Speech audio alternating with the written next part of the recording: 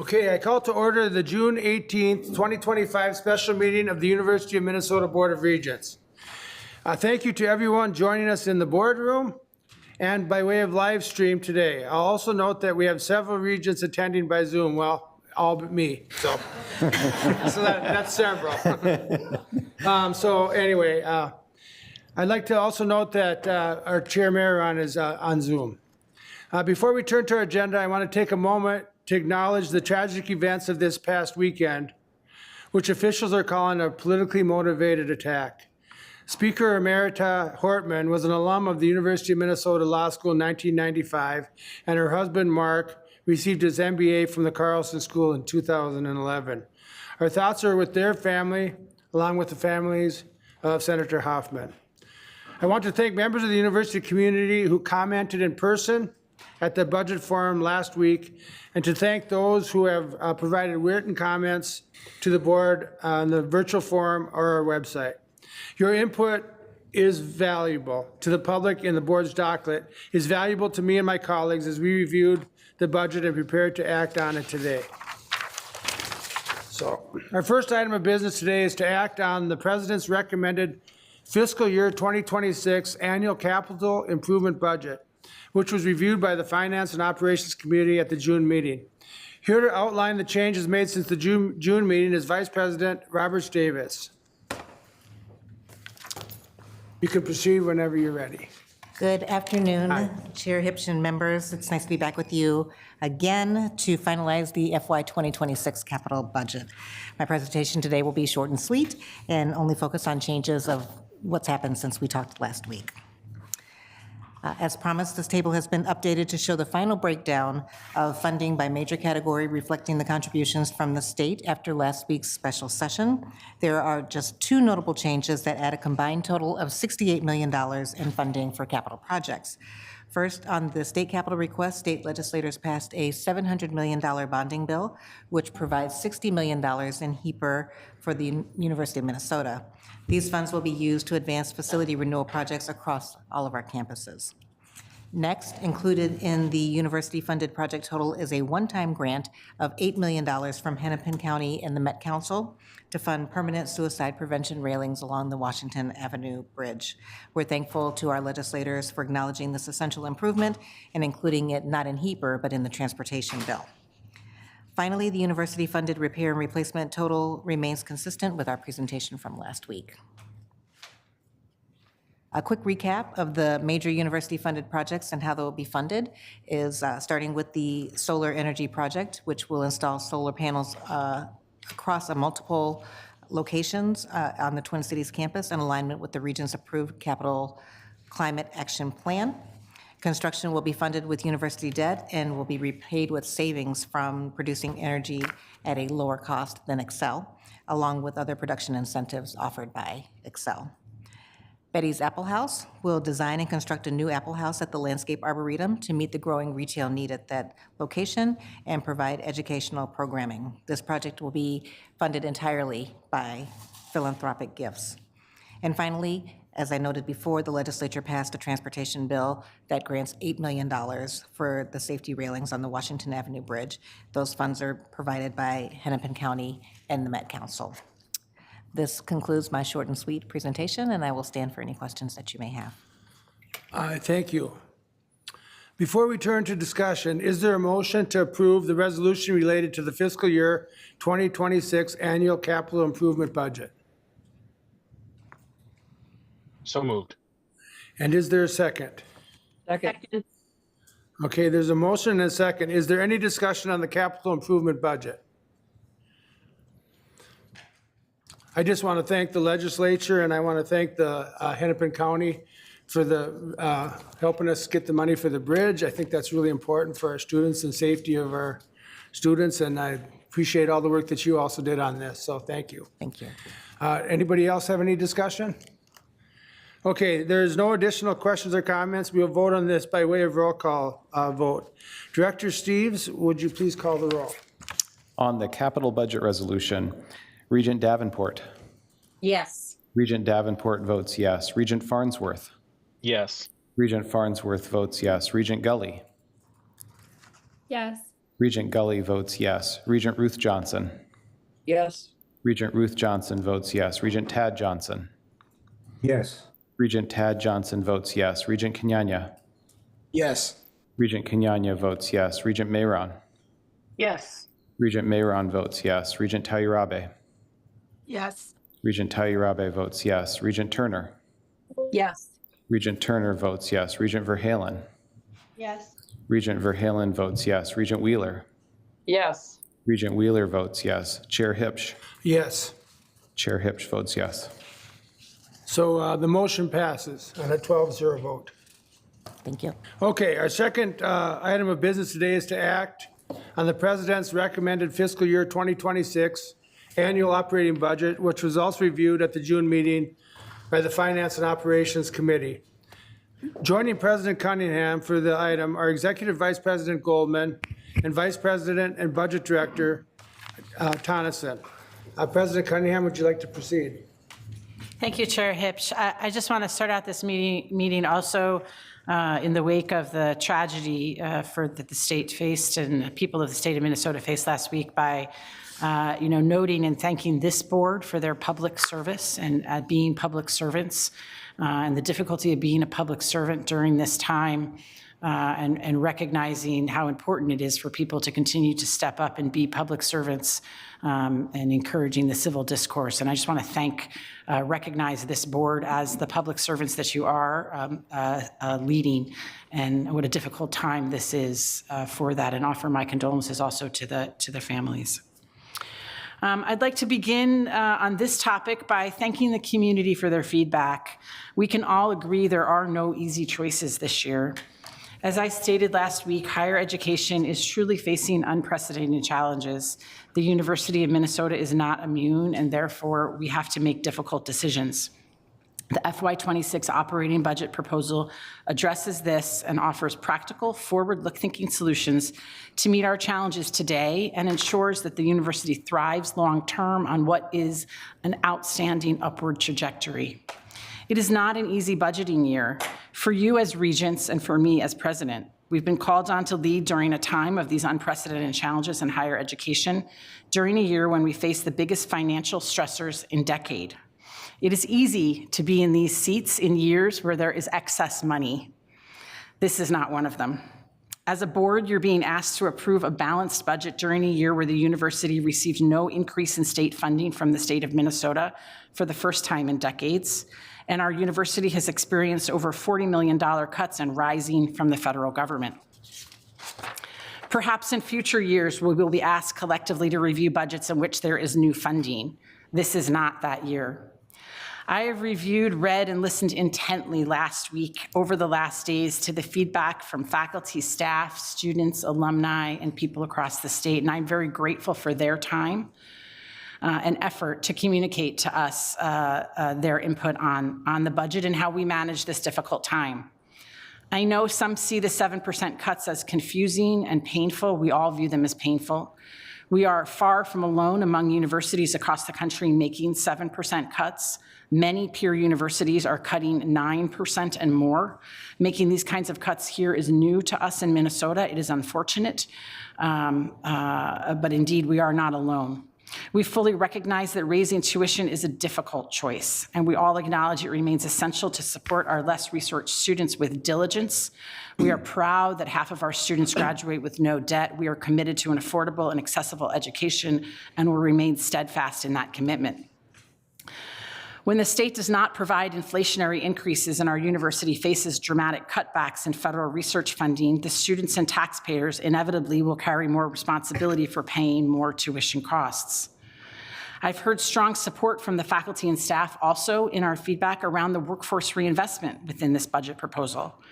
Our commitment is to ensure that our faculty and staff working every day to provide essential student services do not bear the full brunt of the financial issues of our day. That commitment resonates strongly for many that we've heard from, and many agree that investing in our workforce is an investment in our students. The board has asked me this past year as a priority on reinvesting in our workforce, and I know this remains a top priority, and that is indeed reflected here. The proposed scope reductions will affect everyone on campus and colleges across the university. Though these changes will be challenging, we are resilient, but they also will allow the university to focus resources on the programs and investments most essential to our core missions.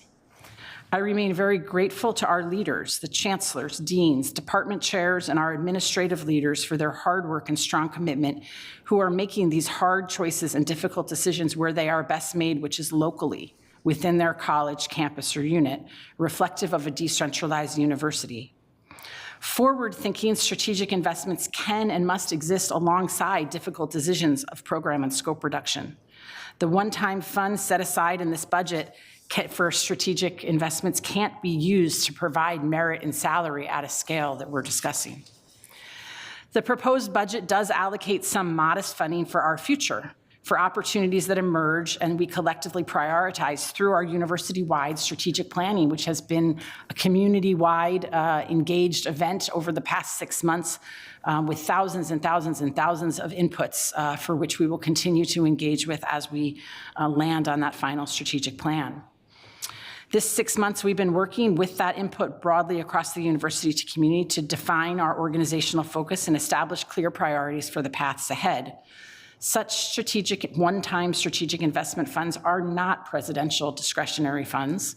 These funds will go to the investments the university community has been asking for, that the university strategic plan, which is consulted broadly already and has broad stakeholder committee engaged in it, will decide.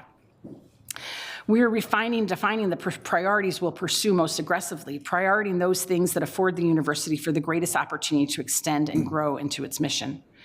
This budget proposal lays the groundwork for achieving those strategic plan goals. One cannot cut towards the future. Good financial stewards know that while we make cuts, we also must make investments towards a future. What might some of those investments be, people ask? Investments in AI, the world is changing. Investments in the revitalization of a St. Paul campus. Investments in student well-being are 3 likely examples of types of work that will be invested in with funds over the next year. These are the types of strategic investments that we'll make together. Even with financial headwinds, we cannot stand still or regress. We must chart a course together towards a strong, bold future.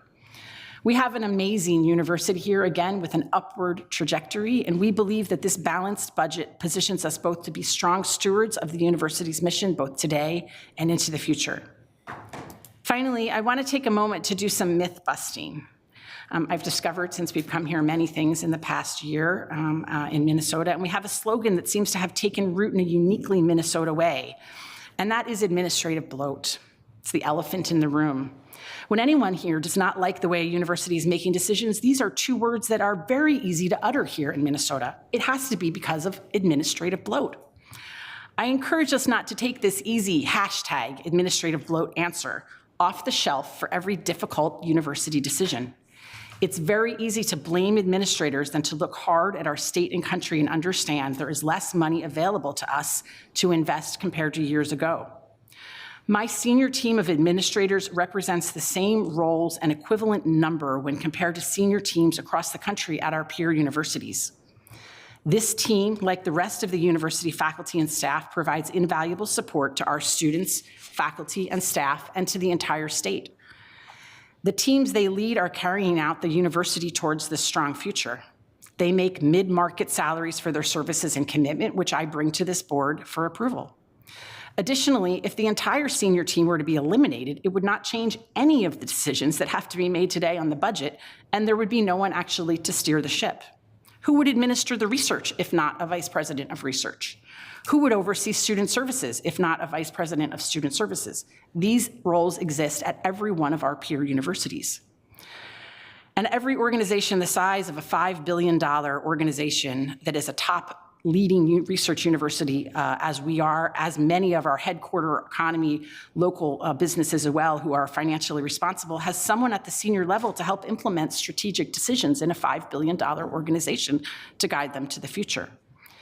When our people go to that easy off-the-shelf hashtag administrative bloat answer, it takes for granted the P&A staff, thousands of staff who have the name administrator in their title who teach, do career advising, conduct our research, and staff our libraries. So I encourage all of us to recognize that that hashtag administrative bloat answer is for what it is. It's an easy but false premise that avoids the difficult issue that for a multitude of complex reasons, there have been declining funds for the state and federal government over the last decade. We remain grateful for the funding we received for the state in this difficult year. However, with less dollars, real dollars, how do our talented senior staff work to manage a budget that is hundreds of millions of dollars less? When hashtag administrative bloat is good clickbait and it may sell papers, it does not run a top-ranked university and that serves the educational and economic development needs of Minnesota. It is not an accurate or useful label for managing the multitude of challenges facing this university and higher education at this time, and I ask us all to reject that easy clickbait answer, data-free. I want to acknowledge again that these are difficult but necessary decisions the board is being asked to make in a year of limited resources while investing in our future and staying true to our values. I will now turn it over to Executive Vice President Goldman. Thank you. Thank you, President Cunningham. Chair Hips, members of the board, I appreciate the thoughtful discussion you engaged in last week and the feedback we received throughout the process. As we now ask for your action on the budget, I want to reflect on the turning point it represents. The proposal is not business as usual, as our state, our federal government, and our industry is not in a time of business as usual. Let's be clear, we're in an existential crisis within higher education that no leaders or boards, past or present, have ever had to navigate.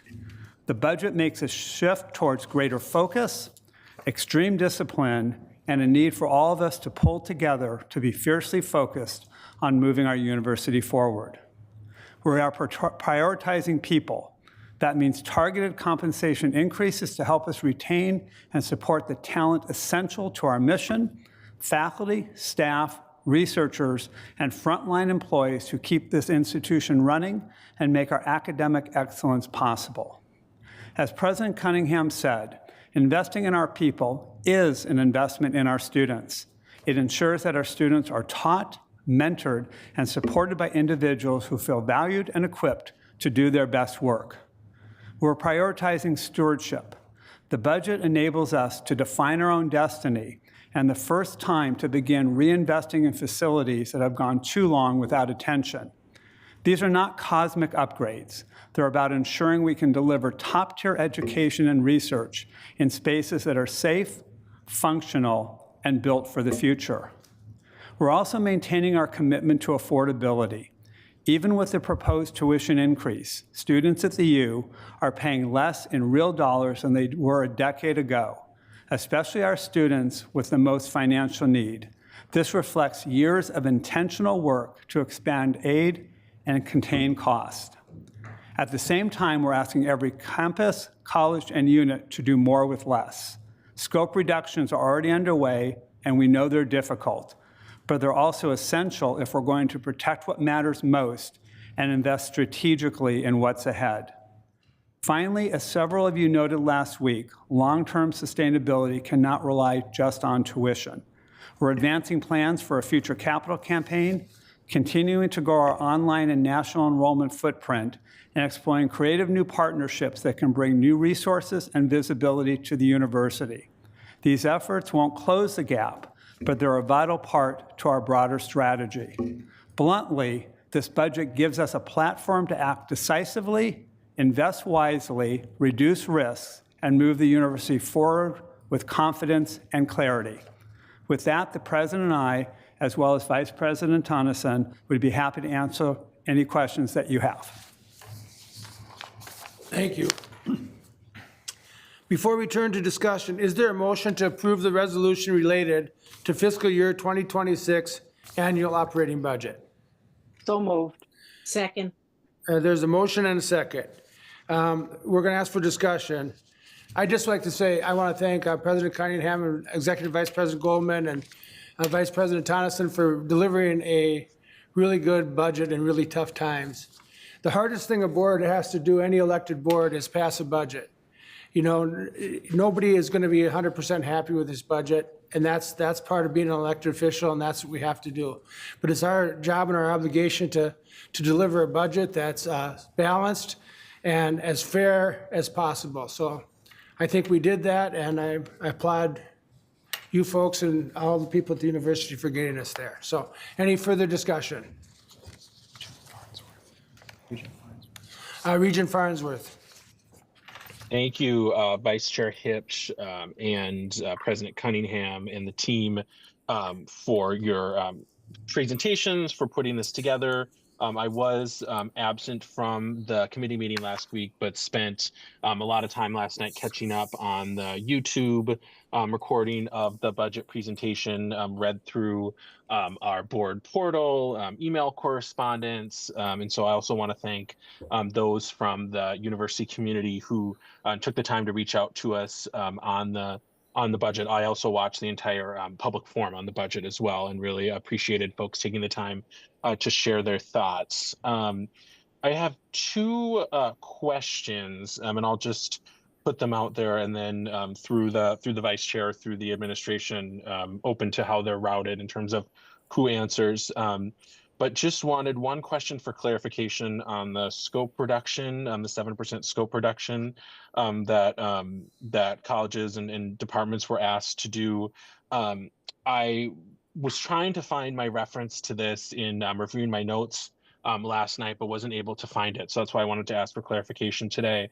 Obviously, programmatic scope reduction was a big focus of the ask for colleges and departments to do this. But if I could just be refreshed on the criteria for that scope reduction, and was it just to focus on programmatic and not what would be defined as administrative? Or I just want to make sure, I may be misunderstanding that. So I just want to make sure what the criteria, I'm familiar with what the criteria was for the scope reduction. And then my second question is about the strategic investment fund. I understand the 60 million non-recurring and then the 15 million recurring, and just trying to get a better understanding of what kind of governance visibility, if you will have in how, knowing that the strategic plan is still to come. It's being consulted, but it's not final yet. It's still to come. And knowing that this pool will have been created, what kind of visibility in terms of future expenditures from that fund, the university, we as the board or the university community will have, and what the process will be for that as the strategic plan comes together. So I appreciate the clarifications. Thanks for the question, Regent Farnsworth. Executive Vice President Goldman. President. Yeah, Chair Hipsch, Regent Farnsworth, I'll maybe start. So the strategic plan, correct, as you know, the $60 million comes, first of all, from reserves. This is not coming from tuition dollars right now, and that can't be used to supplement recurring funds that would be needed, that either would replace tuition needs or in salaries. So those are not replaceable in that manner. I mean, we have a broadly consultative process for the strategic planning. We have 8,000 student inputs. We've had 100 town halls. We have a committee right now, a strategic planning committee that has broad representation across it. We'll be bringing some of the ideas that are coming forth on that as it's coming together this summer to the board. And it will come to the board this fall before we have final approval before it rolls out. And so we're certainly, there's lots of opportunities for inputs from all types of stakeholders, including obviously governance bodies, all of whom have given input to date on the strategic planning process. And we will continue to do that broad consultation on it. So that gives you some input. And again, it will come before this body before we, for approval, likely in the fall meetings, hopefully as early as October, but perhaps a little bit later. And I don't think will be surprising to anybody in the types of things that are being asked for in that. Into your first question, I'll maybe start and then hand it off. All units had to do some cutting. So the administrative units, for example, communications, government relations, et cetera, all units had to provide some areas, as they do every year, where they can look for efficiencies and cuts. However, once we get to, those have been trimmed a lot in the past years, and at some point, the central services can't provide service to the units unless the scope broadly across the university of some things is reduced, right? So in past years, there have not been asked to be deeper cuts across the programs, across the schools and colleges. And this year, the schools and colleges, every single unit across the school and colleges and campuses were asked to do those 7% cuts.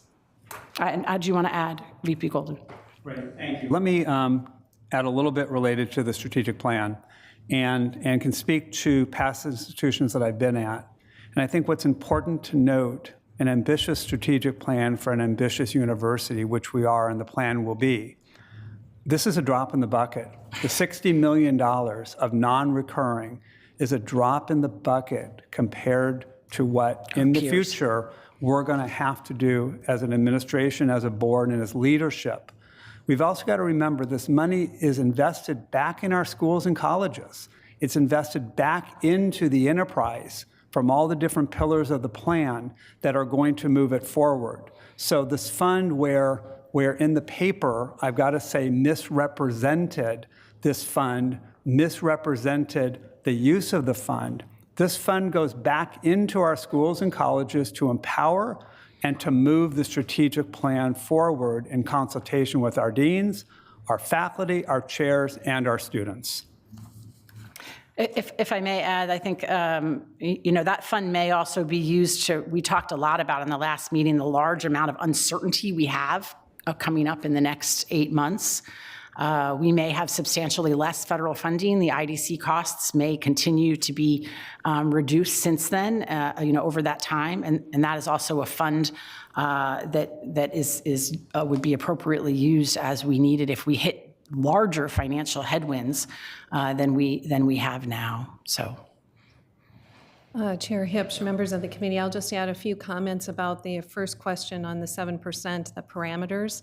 Around that, I want to just emphasize a couple of things. One is the 7% scope reduction, as President Cunningham mentioned, was meant to be broadly defined. So when people say academic program reductions, it doesn't have to be a disciplinary program elimination or reduction.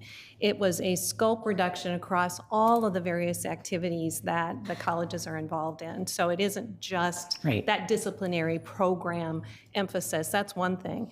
But in addition to that, we also want to take advantage where we can of really smart ideas on the restructuring side.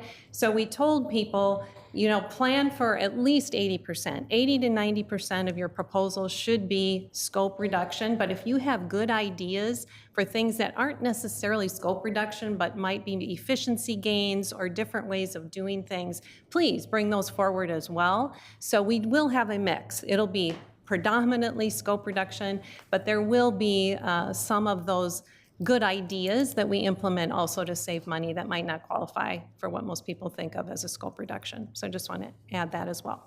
And if I may, Regent Farnsworth and Chair Hipsch, I think the last point you put is really important because, we have our own internal terminology and whole language here at the university. When we say these were not just an instructional cuts, that's myth. These were not just academic program cuts. These were all, the colleges could choose to cut an outreach program and save all of their instructors. The colleges or units could choose to do less of a service component or provide less of a student-facing component and to career services instead of cutting down academic instruction, for example. It's entirely within the realm of the chancellor or the dean to decide where in their school, and they're doing this in a strategic way. We have brilliant chancellors and deans. There are areas in their schools and colleges, although every part of every program is beloved, and it would be wonderful if we could keep everything, there are always areas that the school and college or campus are growing into, and areas that perhaps are less less of a priority in a changing time. And the deans and chancellors are making those decisions. As I think I shared with some of you, they could do that in some areas of their school. They could have the 7% be across every part of the school evenly, or they could decide that some areas of the school are not where they're moving towards their future. And in those areas, perhaps they cut an entire program, which would be a 100% cut for that program, or a 20% cut.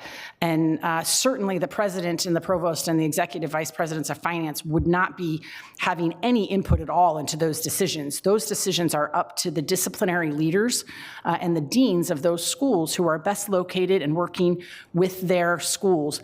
I will also say there was some misunderstanding to correct. This has not suddenly been sprung on faculty, staff, and students. Units across the university leaders were aware last fall that we were beginning to model these issues. They had to present their proposed cuts to us in January.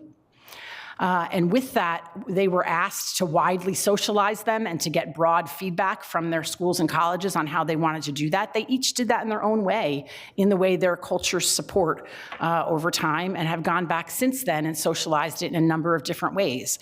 So this isn't either sudden or been done without any consultation within the schools. Is that consultation uneven? Are there some people that were not as fully aware of it? I'm sure. But certainly it has been something that has been looked at over the year. Thank you. Regent Gully. Thank you, Chair Hepsch. And thank you, presenters. I appreciate the conversation. First, I want to start by just thanking the many, many students, faculty, and staff who have reached out to share their perspectives on this budget. We have gotten a lot of different perspectives from people who are in different parts of the university, and so I really appreciate that. We all know that this is a really tough year for organizations that depend on any kind of government funding, among other things, and in particular, funding from the federal government. The federal government here in the U.S. provides an enormous amount of funding to the U of M, and this year it's been clawed back in unprecedented ways that are unpredictable and tough to plan for. So having a tough budget year is not our fault. And I want to say that what I've noticed in the past about the ways that we commit to workers on campus continues to be true today. Everyone here probably knows that I was elected to be on this board in large part to be a voice for workers and labor on campus. I am a union member, and I have worked here as a non-union contingent faculty member where I've experienced many promises from U of M leaders about how committed they are to workers. And in the labor movement, whenever a leader frames a discussion or a decision about being about workers or for workers without deep involvement from workers and workers in the conversation, we take those claims with a big grain of salt, because the reason is almost never about workers. So if this tuition increase was really about fairness for workers, we would also be addressing significant pay issues for contingent faculty. And I appreciate that I've gotten some communication about this recently, but we would also be addressing the subminimum wage for student workers on the Twin Cities campus. So whenever we pit workers against each other, the solution isn't right. And so I cannot in good conscience support this. May I comment? Yes. So Regent Gully, thank you so much for your comments. And I know we spent a lot of time talking about the contingent faculty. And I will say in this budget is workforce reinvestments of $15 million that is a recurring amount. And over the subsequent years, as you and I have discussed, and I understand you may not be able to support this, but that is part of our planning. And I just want everyone else to understand that we have a plan in our workforce resolution committee that has been put forth specifically to start to address some of the issues issues with our contingent faculty that I feel are a very important part of our workforce and do need to be addressed. We have specific proposals that were presented to the last board meeting on how we might move ahead to shore up some of those gaps and issues among that workforce. And passing this budget will allow those to move forward in subsequent years. Those contingent faculty, not having this budget actually would allow us to have no money to address those components. Can everything be addressed in year one? It cannot. But this budget, the workforce reinvestment was excessively socialized. We've had a workforce reinvestment committee that brought information here a year ago. And over the year, we have dozens of people working and workers across our groups focusing on how we reinvest in our faculty. And we are moving ahead with those recommendations very seriously. This is a budget that has been consulted with that group and is supported by this group. And well, as we've discussed, every issue cannot be addressed in year one. Indeed, this is the budget that will help fund contingent faculty and changes in raising their minimum wage up than the minimum hourly component, providing path forward to improvements in promotion clarity. This is how we get there, is by passing this budget. That may still not be enough. I understand we can't do everything at once, but for everyone else, I just wanted to make clear, this is indeed a path to supporting those faculty who are an important part of our workforce. Thank you, President Cunningham. Okay, Regent Talurabe. Thank you, Chair Hipps, and thank you for the presentation, President Cunningham and VP Goldman. I think, you know, in my discussions, certainly with President Cunningham, I have voiced that my biggest concern is about the proposed tuition increase and what that means for families who may already be stretched thin. And I know that certainly this is a very complex moment for the university with no easy choices.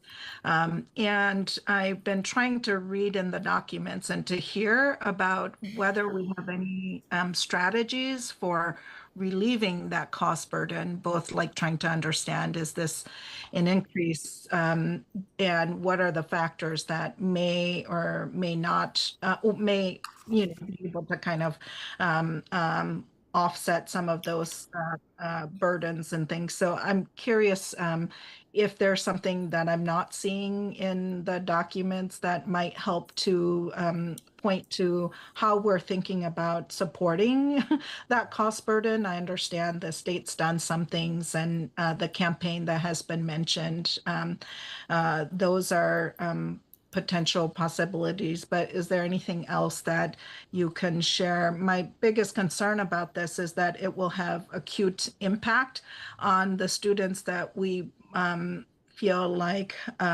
need the most help, right? The first generation students, low-income students, which I think are offset by other things, but also students of color, and which I feel like are the very students that we've committed to making sure have access and can be served by this university. So if there's anything that you can help me to better understand in terms of, you know, our thinking that is not on paper, that would. Yeah. Chair Hipps, Regent Talurabi, I'll start and then I may call a friend here as well. But certainly our least resource students actually will not feel the difference of this increase because of the North Star Promise, as well as because of our history of supporting with scholarship and financial aid those students the most. And I believe that's under $80,000 here in Minnesota. So the least resource students, even though there's a tuition increase, will have no net increase at all in the tuition they're paying. We also do an excellent job here at the University of Minnesota in that next category, that $80,000 to $110,000 family income category. And in that category, we provide some of the best financial aid and scholarships across the state of Minnesota, which is what's made us in this past year the most affordable four-year option for students under $110,000 in the state. I anticipate, given everyone else is facing increased tuition across the other universities in the state and region, that we will remain, even with this tuition increase, the most affordable four-year university for families under $110,000. And that's with much gratitude to our philanthropy and the commitment we have, some of which is in this budget, on financial aid, which is an ongoing commitment for us because we are focused on an affordable and accessible education. So I hope that helps some. Indeed, this is where, I encourage parents and families and all of us to think about the difference between the sticker price and the price paid. And the sticker price here is going up, but everyone is not going to feel that the same.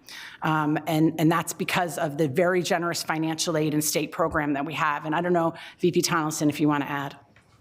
Chair Hips, members of the committee, Regent Talurabe, the only thing I will add is maybe a little bit more definition around the state support. As you might have heard, there was a projected deficit in the Minnesota State Grant Program.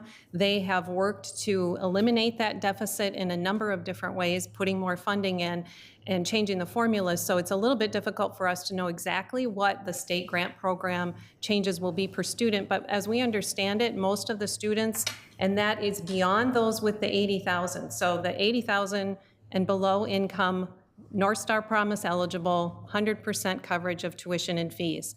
But in that next tier above, they will also get state grant. They get the University Promise, and then they get the Minnesota State grants. And it's our understanding that those grants will, for many, will remain close to what they are this year. Some will even increase. We just don't know how much. But that is they really worked hard to maintain the state grant program for that particular population in the budget for the next biennium. So we anticipate between all those sources, as President Cunningham mentioned, that we will remain the lowest net price for those families in the state of Minnesota. And Regent Talurabe and Chair Hips, if I might add also, as we continue with our launch of our campaign this year, we remain committed to funding and scholarships to make sure that we continue that support, especially for our less resourced students. But again, I can't say enough, our least resourced students will not see this tuition increase in their tuition bill. And in fact, our students, again, for the bumper sticker I offered last week, are paying 3% less in real dollars than they were a decade ago. And those least resourced students, Regent Talurabe, that I know that you're very passionate, we're all very passionate about, when we're looking at that net price actually that they're paying, are paying 39% less than they were a decade ago. So the university and this board and the people who came before me have done an excellent job at keeping our costs down for our students. We do not have runaway tuition, as we may be hearing in other parts of the country. And then, I'll just emphasize it's easy also for us to talk about the percent increases, but I also want to talk about the dollars. At many of our campuses across the state, you can annual tuition is under $14,000. We're a public land grant. This is a much different opportunity to get a four-year high-value University of Minnesota degree than is offered in many, many other places, and we're very proud of that. And at the Twin Cities here, that number I don't have exactly right, but is under 17 a year. Yeah, and for those folks that will always remind me that of what the price was when they went to school in the 80s, I will also offer at that point the state was paying half of our operating budget, and this is a shift nationally to families, and we are doing everything we can to make sure that burden on families is as least as possible. Thank you. Regent Kenyanya. Thank you. Thank you, Mr. Chair. Thank you, Madam President, and everyone else for the discussion. I'll focus my comments narrowly on the strategic initiatives budget. President Cunningham, you and I spoke at length about this last week, and some of the faculty members that I spoke to specifically after the budget forum, and since then, that's kind of where a lot of the conversation has been. So I spent some time thinking about that. I mean, on one hand, there's the, what VP Tonelson walked us through, and and always walks us through in terms of, the difference between one-time and recurring budget and the need for fiscal responsibility there. And that is true. And I know to many it sounds like just budget jargon, but setting that aside, I was thinking about it in another way.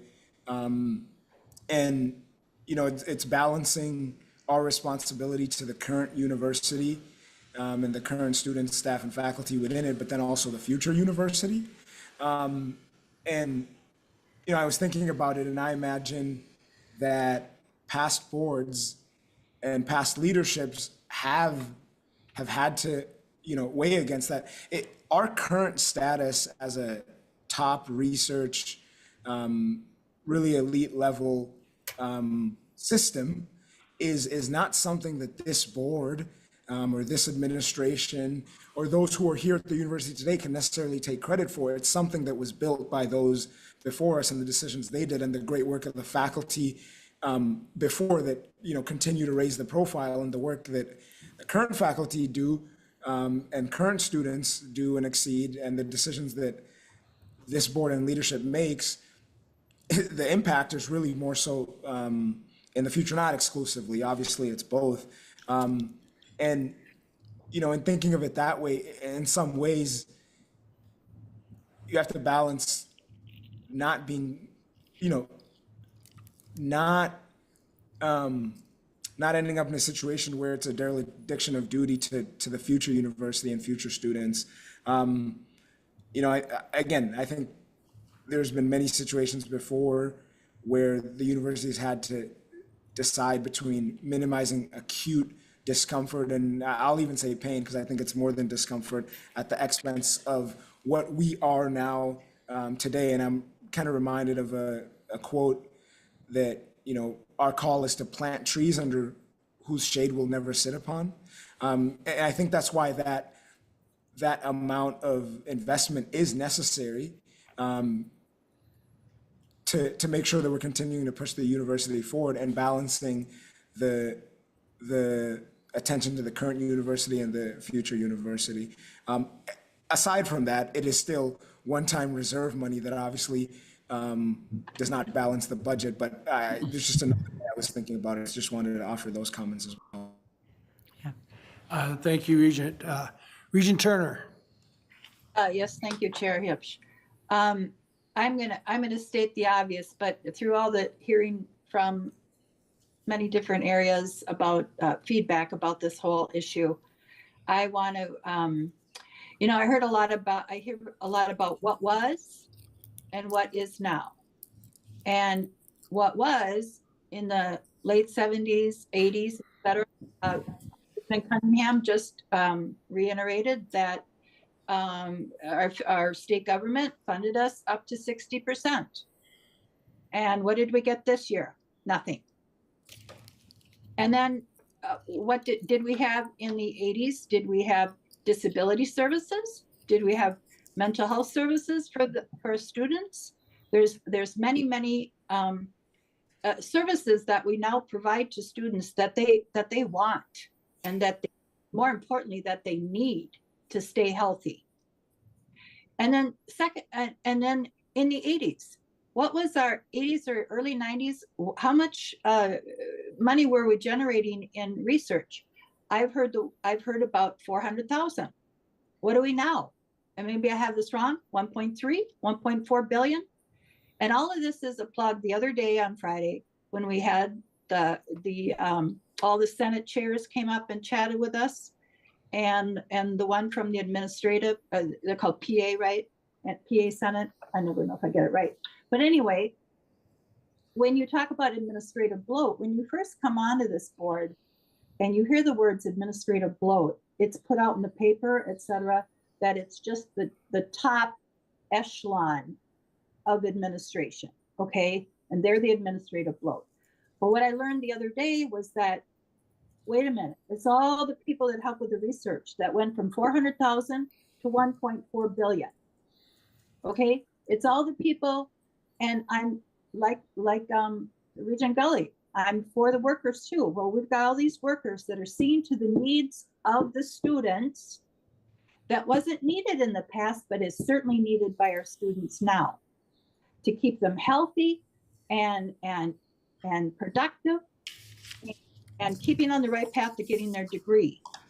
And so this, we can't be living in the past. We have to look at what the reality is now.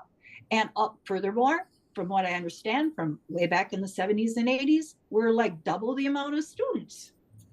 So that's going to take even more workers.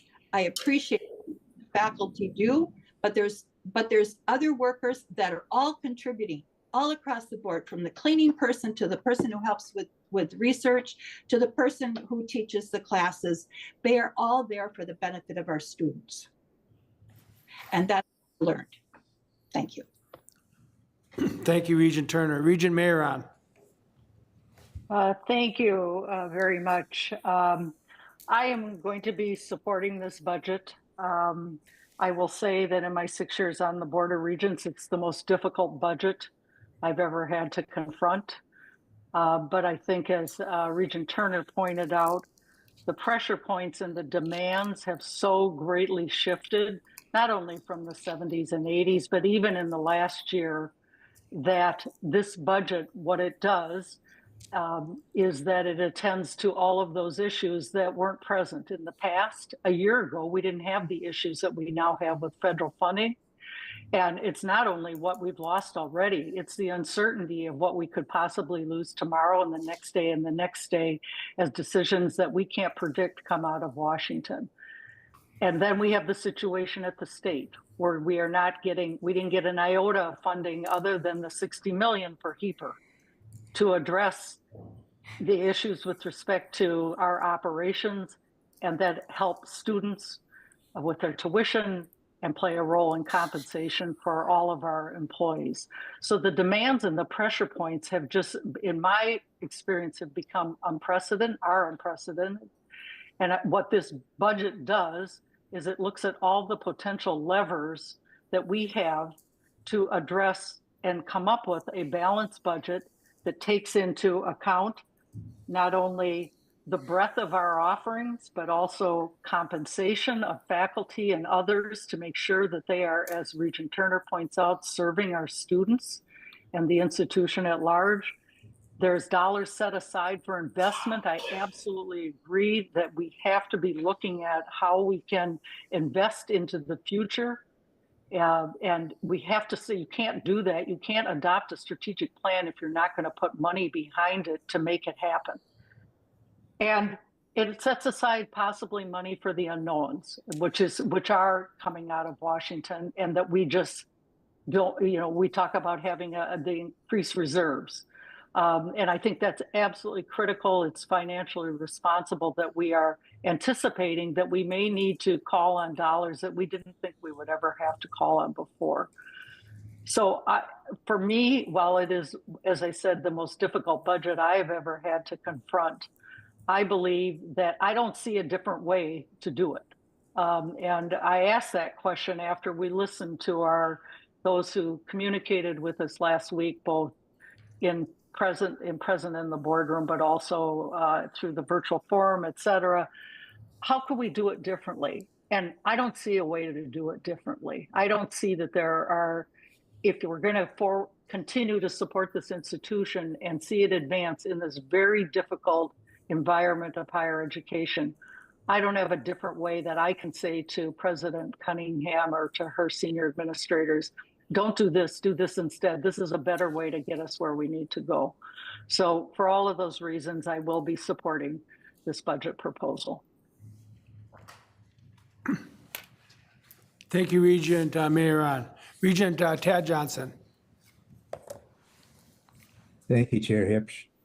Just want to associate myself with Chair Mayeron's remarks. And I still have a lot of friends on the faculty, and I heard from a whole bunch of them. And this is a very difficult budget. And as Chair Hipsch mentioned at the beginning, nobody is happy about it. But we do have the fiscal responsibility to keep the doors open and to keep the excellent reputation of the university intact. I want to thank the administration for answering my many verbal and written questions. mainly about the administrative costs, which occurred to me and other people that I know. And I appreciate the written responses. I'm also glad that the tuition increases are not going to be quite as severe at the Duluth campus and the Crookston campus and the Morris campus. And I'm glad that we're continuing our commitment to Native American students as well as lower income students. And I will support the budget, and I spent half the time on the board as Regent Maron, but it is a very difficult thing to vote for, but I will vote for it. Thank you. Thank you. Okay, there doesn't appear to be any more hands up, so I think we'll go to and move to vote. So we're going to do a roll call vote, and Secretary Steve, would you call the roll? On the operating budget resolution, Regent Davenport. Yes. Regent Davenport votes yes. Regent Farnsworth. No. Regent Farnsworth votes no. Regent Gully. No. Regent Gully votes no. Regent Ruth Johnson. Yes. Regent Ruth Johnson votes yes. Regent Tad Johnson. Yes. Regent Tad Johnson votes yes. Regent Kenyanya. Yes. Regent Kenyanya votes yes. Regent Mayron. Yes. Regent Mayron votes yes. Regent Tayurabe. No. Regent Tayurabe votes no. Regent Turner. Yes. Regent Turner votes yes. Regent Verhalen. Yes. Regent Verhalen votes yes. Regent Wheeler. Yes. Regent Wheeler votes yes. Vice Chair Hipsch. Yes. Vice Chair Hipsch votes yes. Okay, the motion passes 9-3. And I thank everybody for coming, and there being no additional business before the board, this meeting is now adjourned.